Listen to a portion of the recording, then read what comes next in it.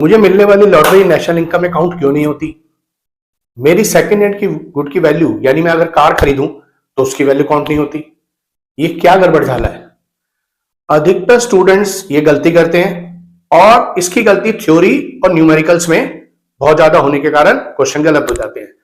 तो वीडियो के एंड तक देखना, ये कंफ्यूजन आज दूर हो जाएगी। जितनी भी गलतियां आप कर रहे हैं वो आज के बाद नहीं करेंगे। Items include exclude in the national income, यानी कौन सी आइटम्स नेशनल इनकम में आती है और कौन सी नहीं आती, ये कंफ्यूजन दूर करते हैं। पहला है ट्रांसफर इनकम, ट्रांसफर पेमेंट। मैं ट्रांसफर इनकम की बात सीधी सिंपल सी एक लाइन में बता दूं। अगर हमें कोई इनकम जनरेट हो रही है, हमें कोई इनकम मिल रही है, तो हमें यह देखना होगा वो इनकम किसी प्रोडक्शन, गुड एंड सर्विस से जनरेट हुई है कि नहीं हुई है। यानी बहुत इजी वर्ड में, अगर आपको पैसा मिल रहा है और कोई प्रोडक्शन हुई है, गुड्स बने हैं, तो वो इनकम नेशनल इनकम में शामिल होगी। लेकिन अगर गुड एंड सर्विस प्रोड्यूस नहीं हुई है तो वो ट्रांसफर इनकम होती है। तो ऐसी कौन कौन सी इनकम है? ओल्ड एज पेंशन और फैमिली पेंशन।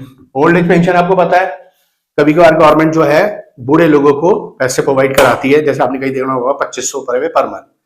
फैमिली पेंशन का मतलब होता है एक आदमी कहीं वर्क कर रहा था, रिटायर होने के बाद उसे पेंशन मिली, वो मर गया, उसकी फैमिली को पेंशन मिल रही है।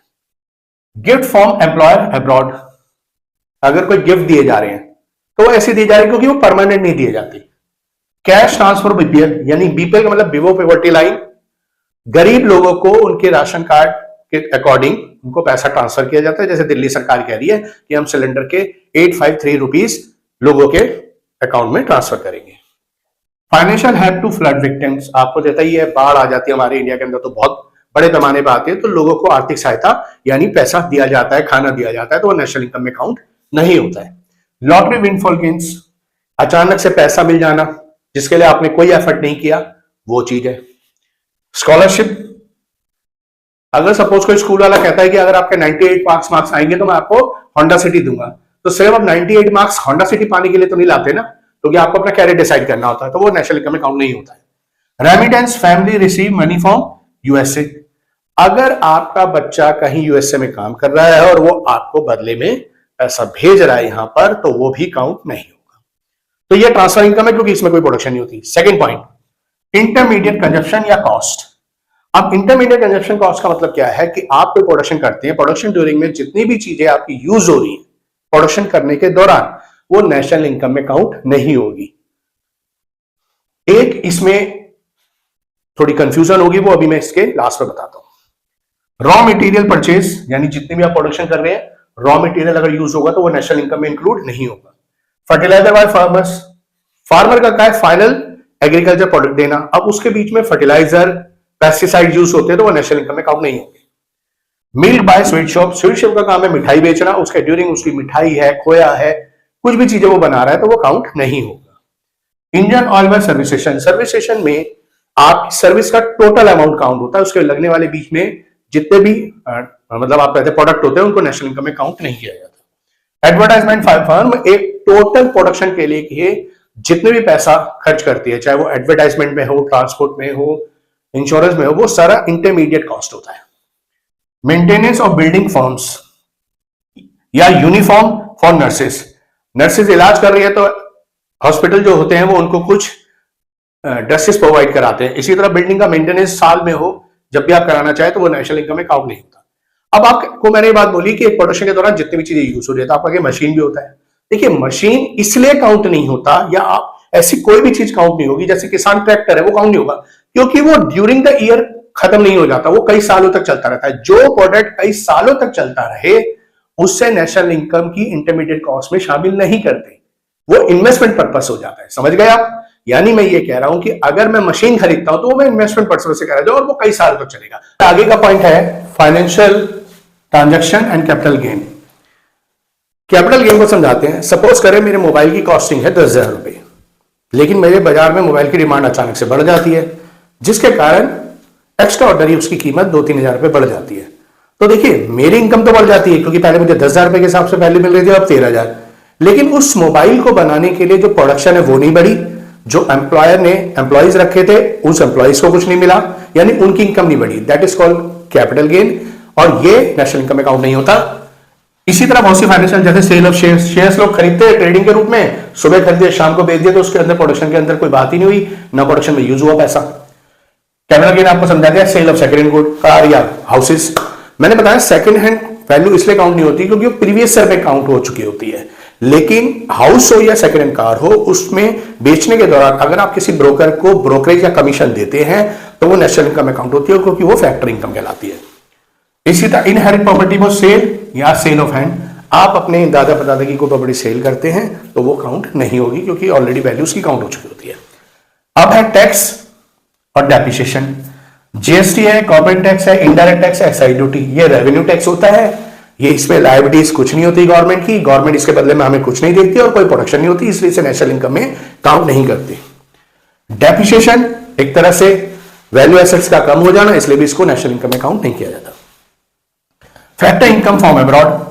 अब foreign bank profit in India, इसका मतलब है कोई बैंक यहां काम कर रहा है, निश्चित बात है, और उसकी ब्रांचेस यहां पर है और वो पैसा कमा रहा है, तो वो अपना प्रॉफिट कराएगा, उसे एनएफए का पार्ट कहा जाएगा, तो वो डोमेस्टिक इनकम में काउंट नहीं होगा हमारी, वो नेशनल इनकम में एनएफए के रूप में पैसा दे देंगे।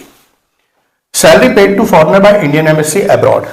इंडियन एम्बेसी के अंदर अगर कोई फॉरेनर काम करता है, यानी आप ऐसे मान लिया हमारे यहाँ एम्बेसी है, उसके अंदर कोई फॉरेनर काम कर रहा है, तो हम उसे जो पैसा देंगे वो उसकी फैक्टर इनकम टू अब्रॉड है हमारी तरफ से, और वो यूएसए में रहता है तो उसको एक तरह से इंडिया से फ्रॉम अब्रॉड के रूप में इनकम मिलेगी। आगे के पॉइंट देखते हैं, कैपिटल फॉर्मेशन और इन्वेस्टमेंट। देखिए, आप अगर एक्सपेंडिचर मेथड हुआ था तो हमने पढ़ा था ग्रॉस डोमेस्टिक कैपिटल फॉर्मेशन, तो हम क्या करते थे, एक्सपेंडिचर मेथड को वो इंक्लूड करते थे, तो अपने आप में ये पॉइंट क्लियर हो जाता है कि इसमें जितनी भी चीजें हैं वो सब काउंट होंगी, लेकिन फिर भी हम समझ लेते हैं। परचेज ऑफ मशीन काउंट होगा, अभी मैंने पहले भी बताया। परचेज ऑफ ट्रैक्टर, क्योंकि वो इन्वेस्टमेंट पर्पज से लॉन्ग टर्म टाइम तक यूज हो रहा है। Purchase of truck, construction of house, flyover by government, अब ये जो है वही कैपिटल फॉर्मेशन का पार्ट है। एडिशनल स्टॉक, चाहे अनसोल्ड हो या कोई सा भी स्टॉक है, तो वो नेशनल इनकम में काउंट होगा। और इक्विपमेंट इंस्टॉलेशन, क्योंकि एक तरह से वो इन्वेस्टमेंट है। कॉम्पनसेशन ऑफ एम्प्लॉइज, कैश हो या काइंड हो। Rent free houses, free medical facilities, तो ये देना पड़ता है और इसकी कॉस्टिंग होती है, तो इसे नेशनल इनकम में काउंट होता है। बोनस टू एम्प्लॉइज, आपको पता है सिक्योरिटी स्कीम बाय एम्प्लॉयर का पार्ट है। सब्सिडाइज लंच, बहुत सी ऐसी यूनिट्स होती हैं, प्रोडक्शन यूनिट्स, जो अपने वर्कर्स को कुछ लंच प्रोवाइड कराते हैं कम कीमत पे, that is subsidise lunch. And last point है हमारा इसका, एम्प्लॉयर प्रोविडेंट फंड कंट्रीब्यूशन, तो आपको पता है ये सिक्योरिटी स्कीम का पार्ट होता है। इसके अलावा इंप्यूटेड वैल्यू, इसको मतलब समझना होगा, जैसे हम जिस घर में रह रहे हैं या हम कोई हमारा अपना ऑफिस है, आप समझे अगर वो हम उसमें ना रहें, अपना ऑफिस ना रन करें, तो हम किसी रेंट पर देंगे तो उसकी एक रेंट की वैल्यू होगी। तो आपको ये समझना होगा हम रेंट पे दें या ना दें, उसकी एक वैल्यू है, उस वैल्यू को हम नेशनल इनकम में काउंट करेंगे। Imputed rent for self occupied houses count होगा। सेल्फ एम्प्लॉयड डॉक्टर, पता ही आपको, उसकी भी सर्विसेज काउंट होगी। फार्मर कंज्यूमर आउट प्रोडक्ट, अगर कोई फार्मर अपने ही खेत में सब्जियां उगाता है और खुद ही यूज करता है तो वो भी नेशनल इनकम में काउंट होगा। फर्म यूजिंग इट्स ऑनलेट्स हो, लैपटॉप्स, सब वो लेनोवो है या फिर एचपी है, ये अपने लैपटॉप बनाते हैं तो ये खुद भी यूज करेंगे तो काउंट होगा। ऐसा नहीं है कि हम कोई चीज बना रहे हैं और खुद यूज नहीं कर रहे तो काउंट नहीं होगा।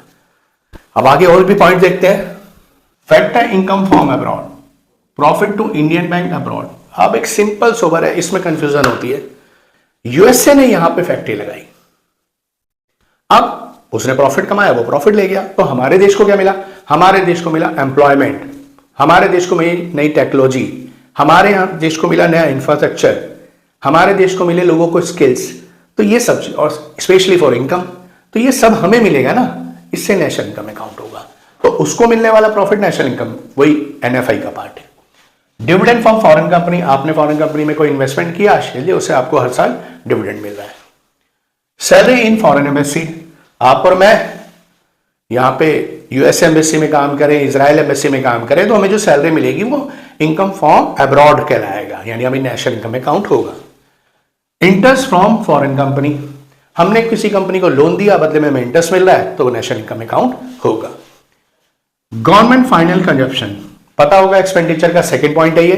गवर्नमेंट के द्वारा जितने भी खर्च किए जाते हैं, थोड़े बहुत खर्च ऐसे होते हैं जो थोड़ा कंफ्यूजन होते हैं, लेकिन वो सभी नेशनल इनकम में काउंट होते हैं। जैसे फ्री, अब आपके सामने फ्री है तो आप कहोगे फ्री तो काउंट नहीं होता, लेकिन ये गवर्नमेंट का एक्सपेंडिचर है। फ्री एजुकेशन, पुलिस सर्विसेज के अंदर पैसा देना, स्ट्रीट लाइटिंग पे पैसा खर्च करना, direct purchase consumer goods from abroad by government, यानी गवर्नमेंट ने ऐसी चीजें खरीदी जो अब्रॉड से खरीदी लेकिन अपने लोगों के लिए, तो वो भी नेशनल इनकम में काउंट होगा क्योंकि वो गवर्नमेंट फाइनल कंजप्शन एक्सपेंडिचर होता है। तो आपको ये सारे पॉइंट्स क्लियर हो गए होंगे। सिंपल सी बात है, प्रोडक्शन हो रही है तो पैसा काउंट होगा, प्रोडक्शन नहीं हो रही है तो वो पैसा काउंट नहीं होगा, चाहे वो कहीं से भी आए। स्पेशली इलीगल इनकम कहीं भी काउंट नहीं होती है। वीडियो समझ में आ गया होगा। अब ये गलती ना करें, कोई भी दिक्कत हो तो कमेंट बॉक्स में पूछें, चैनल को सब्सक्राइब करें, अपने दोस्तों से शेयर करें। बाय बाय, नेक्स्ट वीडियो में मिलते हैं।